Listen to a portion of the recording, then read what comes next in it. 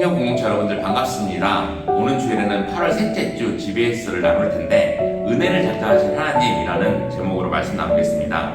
가지신 성경책과 GBS 교환 보시면서 들으시면 되겠습니다.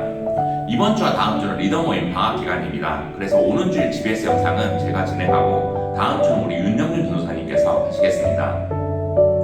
오늘 우리가 살펴볼 말씀은 스가랴서인데 구약 성경의 선지자 스가랴는 제사장 가문의 출신입니다. 그는 이스라엘 백성들이 바벨론 포로 기한 이후에 예루살렘으로 돌아왔을 때 활동했던 선지자입니다. 그는 이스라엘 백성들이 예루살렘 성전 재건을 촉구했고 또 그들의 영적 회복을 위해서 힘썼습니다. 바사 페르시아 왕 고레스의 칙령 이후에 바벨론의 포로로 끌려갔던 이스라엘 백성들이 예루살렘으로 돌아오게 됩니다. 그리고 그들은 무너진 예루살렘 성전을 재건하기 위해서 성전 공사에 착수했습니다. 근데 공사가 시작되자마자 사마리아 사람들이 찾아와서 자신들도 공사에 동참시켜달라고 요구합니다. 하지만 사마리아 사람들은 순수한 이스라엘 혈통이 아니고 이방인이었기에 그들이 종교적 순수성을 상실했다고 간주되어서 거부를 당합니다. 그러자 사마리아 사람들은 바사 페르시아의 보관들에게까지 뇌물을 주면서 성전 재건을 방해하고 결국 공사가 중단되게 만들었습니다. 그렇게 예루살렘 성전 재건 공사는 약 16년간 중단되게 됩니다. 그리고 그 이후로 이스라엘 백성들은 성전 재건을 다시 시작할 마음을 가지지 못하게 됩니다. 이에 스가랴와 학개야 같은 선지자들이 하나님의 능력으로 성전이 완성될 것임을 선포했고 성전 재건 공사는 다시 시작됩니다. 그리고 공사가 재개된 지 4년 만인 BC 516년에 드디어 예루살렘 성전은 완공되었습니다. 그리고 나서 스가랴는 메시아가 장차 이 땅에 오셔서 하나님의 나라가 시작될 것을 예언했습니다. 그래서 포로기아가 성전 재건이 단순한 사건이 아니라 하나님의 언약이 성취될 상징적 사건이라고 말하면서 이스라엘 백성들을 격려했습니다. 그리고 스가랴는 이스라엘 백성들에게 하나님의 뜻을 전하면서 신앙적 각성과 공동체 회복을 요구했습니다. 특히 스가랴는 이스라엘 백성들에게 회개할 것을 말하면서 내적 변화를 강조했습니다. 그래서 그동안 행했던 도덕적 타락에서 벗어나 성결한 삶을 살아갈 것을 요구했습니다. 그러면서 장차 도래할 하나님 나라의 백성으로서의 올바른 삶을 제시했습니다. 그렇게 하나님의 이스라엘 백성들에게 은혜를 베풀기로 작정하셨고 그들에게 새로운 삶의 문이 열리고 더 이상 슬퍼하지 않고 기뻐하게 되었습니다. 이제 그들은 새로 회복된 하나님 나라의 언약 백성이 되었기에 이에 마땅히 진실되고 의로운 삶을 살아야 했습니다. 우리 첫 번째 보겠습니다. 첫째로 하나님과 비천한 백성 사이에 변화가 일어납니다. 우리 본문 14절 15절 보겠습니다. 만군의 여호와가 이같이 말하노라. 너희 조상들이 나를 경노하게 하였을 때 내가 그들에게 재앙을 내리기로 뜻하고 뉘우치지 아니하였으나 이제 내가 다시 예루살렘과 유다 족속에게 은혜를 베풀기로 뜻하였나니 너희는 두려워하지 말지니라. 1번 질문입니다. 유다 족속을 대하는 하나님의 태도가 어떻게 변합니까? 재앙을 내리기로 작정하셨으나 뜻을 돌이켜 은혜를 베풀기로 작정하신다. 스가랴서 7장 8절에서 14절을 보면 이스라엘 백성들이 왜 바벨론에 끌려가서 포로 생활을 해야 했는지에 대한 이유가 나옵니다. 그 이유는 그들이 하나님의 말씀에 순종하지 못하고 불의한 삶을 살았기 때문입니다. 그래서 하나님은 그의 백성들을 약속의 땅에서 쫓아내어 여러 나라에 흩으시고 아름다웠던 약속의 땅은 황폐해지게 되었습니다. 이처럼 하나님은 이스라엘 백성들을 징계하시면서 재앙을 내리셨지만 때가 되어 그 뜻을 돌이키시고 은혜를 베풀기로 작정하십니다. 그래서 이스라엘 백성들은 바벨론 포로 생활에서 해방되고 다시 예루살렘으로 돌아오게 되었습니다. 그렇게 하나님이 먼저 뜻을 돌이키셔서 은혜를 베푸셨고 이에 이스라엘 백성들도 회개하면서 돌이키게 되었습니다. 우리 본문 16절 17절 보겠습니다.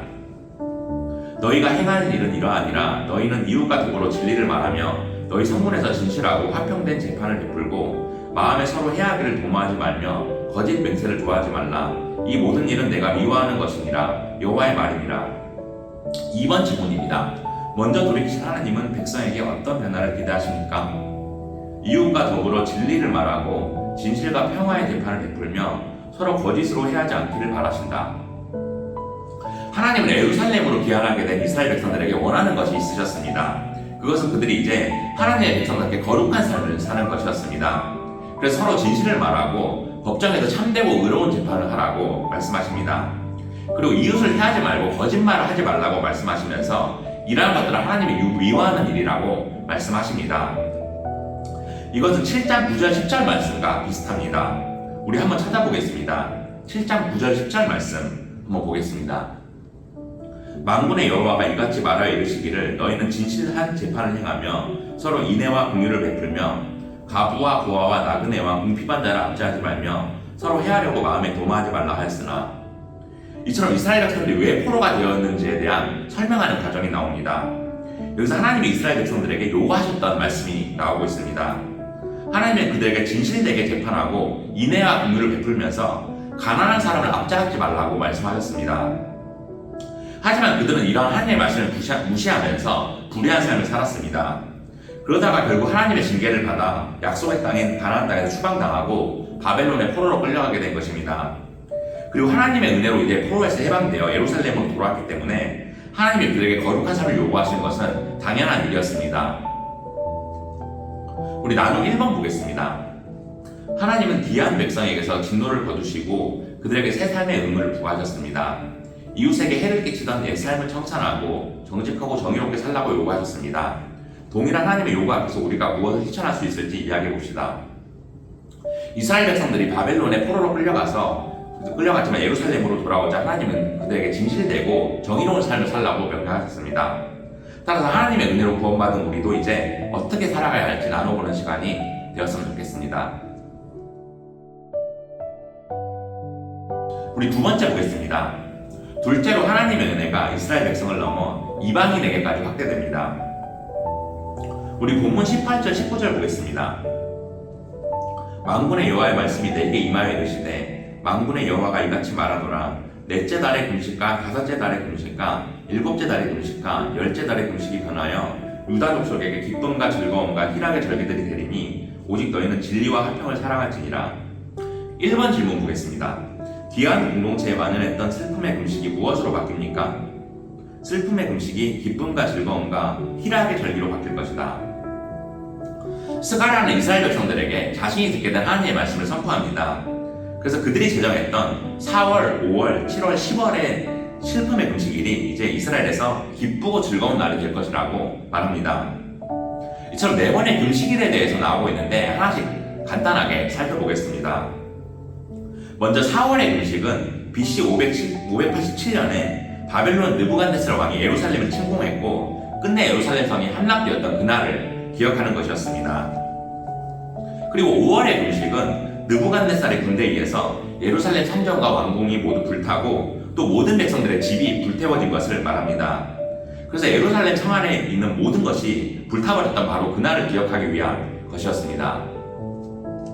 또 7월의 금식은 예루살렘 성이 무너진 이후에 느부갓네살 왕이 남유다의 총독으로 세워놓았던 그달랴를 이스마엘이 쳐서 죽여버린 사건을 기억하기 위한 것이었습니다. 이 사건으로 예루살렘에 남아있던 사람들 모두 애국으로 떠나버렸고 그렇게 이스라엘 백성들은 완전히 흩어지게 되었습니다. 마지막으로 10월의 금식은 바벨론의 군대가 예루살렘 성을 포위하고 공격을 시작해서 성 안에 극심한 공고가 시작되었던 바로 그날을 기억하기 위한 것이었습니다. 이처럼 이스라엘 백성들은 1년 내내 예루살렘의 멸망을 기억하면서 슬픔 가운데에서 살아야만 했습니다. 그런데 하나님은 이 슬픈 금식의 절기 4번을 즐거움과 희락의 절기로 바꾸셨습니다. 왜냐하면 이제 그들은 포로에서 해방되었고 진리와 화평을 누리게 된 하나님의 백성으로 회복되었기 때문입니다. 그리고 이제 메시아의 날에 도래하고 하나님의 나라가 이 땅에 임할 것이기에 지난날의 곤과 슬픔을 잊어버리고 그날을 기쁨의 날로 맞이하라고 말씀하십니다. 우리 본문 20절에서 22절 보겠습니다. 만군의 여호와가 이와 같이 말하노라 다시 여러 백성과 많은 성읍의 주민이 올 것이라 이 성읍 주민이 저 성읍에 가서 이르기를 우리가 속히 가서 만군의 여호와를 찾고 여호와께 은혜를 구하자 하면 나도 가겠노라 하겠으며 많은 백성과 강대한 나라들이 예루살렘으로 와서 만군의 여호와를 찾고 여호와께 은혜를 구하리라. 2번 질문 보겠습니다. 이스라엘을 둘러싼 주변 나라 백성에게 어떤 변화가 일어납니까? 주변 나라 백성이 다시 만군의 여호와 앞에 돌아와 은혜를 구할 것이다. 스가랴는 계속해서 하나님이 주신 말씀을 전하는데 여러 성에서 많은 백성들이 올 것이다 이렇게 말합니다. 그래서 한 성의 주민이 다른 성의 주민에게 지금 우리는 여호와 하나님께 기도하러 가는 길입니다. 만군의 여호와께 은혜를 구하려고 하는 길입니다. 우리 함께 갑시다 이렇게 말한다고 말합니다. 이처럼 많은 백성과 강한 나라들이 예루살렘으로 오게 되는데 그들이 만군의 여호와를 찾고 여호와 앞에 은혜를 구하게 될 것이라고 말합니다. 이것은 이스라엘 백성들이 바벨론 포로기 안으로 예루살렘으로 돌아가게 되었고 이제 새 예루살렘으로 유대인과 이방인들이 모두가 하나님의 은혜를 사모하면서 찾아올 것을 말합니다. 그리고 이 사건은 마치 출애굽 때 애굽에서 해방되어 가나안 땅으로 돌아오는 일과 비슷합니다. 이스라엘 백성들이 출애굽할 때 많은 이방 민족들도 출애굽 행렬에 동참했습니다. 근데 이는 하나님이 아브라함에게 주셨던 약속, 곧 이 땅의 모든 족속이 너를 통하여 복을 받을 것이다, 이렇게 말씀을 주신 일의 성취이기도 합니다. 따라서 바벨론 포로기한 사건은 제2의 출애굽 사건이라고도 볼 수 있습니다. 하나님이 이스라엘 백성들만 구원하는 것에 그치지 않으시고 이제 이방 족속을 포함한 온 열방을 구원하실 계획을 세우신 것입니다. 우리 본문 23절 보겠습니다. 만군의 여호와가 이와 같이 말하노라. 그날에는 말이 다른 이방 백성 10명이 유다 사람 하나의 옷자락을 잡을 것이라. 곧 잡고 말하기를 하나님이 너희와 함께 하심을 들었나니 우리가 너희와 함께 가려 하리라 하시니라. 3번 질문입니다. 이방 백성이 유다 사람을 붙잡고 간청하는 것은 무엇입니까? 하나님이 너희와 함께 하심을 들었나니 우리 민족도 너희와 함께 가려 하노라. 스가랴는 자신에게 임한 하나님의 말씀을 전합니다. 그날에 서로 말이 다르고 각기 다른 10명의 사람이 올 것이라고 말합니다. 여기서 그날은 이 땅에 예수 그리스도가 오셔서 하나님의 나라가 시작되고 교회 시대가 열리는 그날을 말합니다. 그런데 10명의 사람이 유대인의 옷을 붙잡고는 우리도 같이 가게 해주시오. 하나님께서 당신들과 함께 계시다는 말을 들었소. 이렇게 말한다고 말합니다. 여기서 10명의 히브리어 숫자 10은 완전수를 뜻합니다. 그래서 많은 숫자를 상징하는데 이것은 모든 이방인들이 하나님이 자신들을 보호해 주시기를 바라게 된다는 것입니다. 그러므로 이 말씀은 예수님을 통해 성취된 하나님 나라의 완성을 보여주고 있습니다. 예수님이 이 땅에 오셔서 하나님의 언약이 성취되었고 이방인들에게도 생명의 빛이 임했습니다. 그래서 이방인들이 유대인과 함께 거주하면서 하나님을 예배하는 일에 동참하려는 의지를 보여주고 있는 것입니다. 이처럼 예루살렘과 팔레스타인 땅에서 시작된 복음은 온 세상에 전파되어 모든 이방 족속들도 하나의 신앙으로 함께 하나님 나라를 이루게 되었습니다. 그래서 은혜를 작정하신 하나님이 예수 그리스도를 통해 성취하실 하나님 나라에 대한 예언적 암시를 오늘 본문에서 보여주고 있습니다. 그러므로 우리에게도 주신 하나님의 은혜를 생각하면서 기쁨과 평안으로 살아가고 하나님의 사랑을 전달하는 은혜의 통로로 살아가는 성령 공동체 여러분들이 되기를 소망합니다. 우리 나눔 2번 보겠습니다. 하나님의 은혜가 임하면 슬픔의 금식이 희락의 절기로 변합니다. 예수 그리스도께서 죄와 사망의 권세를 깨뜨리시고 이 땅에 진정한 희락과 생명의 나라를 선물하셨습니다. 하나님의 은혜로 그리스도 안에서 되찾은 기쁨과 평안을 이야기해 봅시다. 우리가 하나님의 말씀에 순종하지 못할 때가 있지만 하나님은 우리에게 은혜를 주시길 원하시고 가장 좋은 것으로 채워주십니다.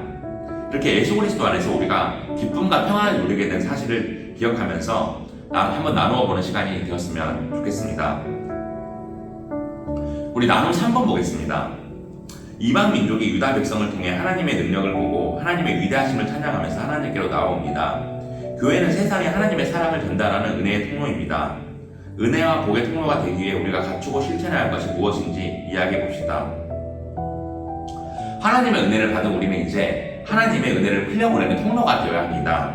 이를 위해서 우리가 청년 공동체 안에서 또 세상에 나가서 어떤 일을 할 수 있을지 나눠보는 시간이 되었으면 좋겠습니다. 이렇게 오늘 스가랴서 말씀을 살펴보면서 은혜를 작정하신 하나님이라는 제목으로 말씀을 나누어 보았습니다.